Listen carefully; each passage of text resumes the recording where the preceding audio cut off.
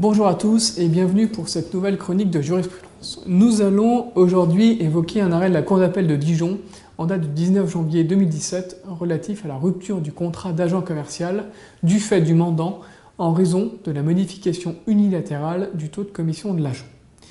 Cet arrêt rappelle une jurisprudence constante selon laquelle la modification unilatérale par le mandant du taux de commission de l'agent constitue une rupture du contrat justifiée par des circonstances imputables au mandant, ouvrant droit pour l'agent à l'indemnité de fin de contrat. Pour rappel, en cas de contrat d'agent commercial de durée indéterminée, la partie à l'initiative de la rupture doit respecter un préavis dont la durée minimum est définie par l'article L134-11 du Code de commerce.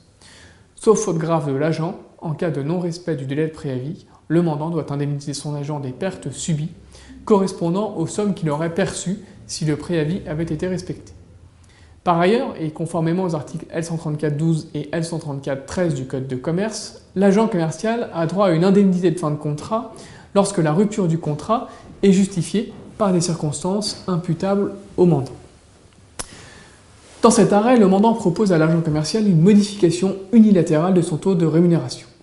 Malgré le refus de l'agent du nouveau montant proposé par le mandant, ce dernier lui adresse un courrier mentionnant le montant des commissions dues, calculé en fonction du taux préalablement refusé par l'agent. L'agent commercial, considérant que le mandant a mis fin au contrat, l'assigne en paiement de l'indemnité pour non-respect du préavis et de l'indemnité de fin de contrat. La Cour constate que le mandant a bien essayé d'imposer à son agent une modification unilatérale de son taux de rémunération et qu'aucune responsabilité dans la rupture du contrat n'est imputable à l'agent.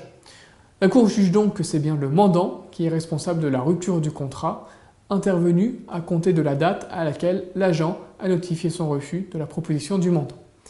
Elle condamne en conséquence le mandant à payer à l'agent une indemnité compensatrice de préavis et une indemnité de fin de contrat.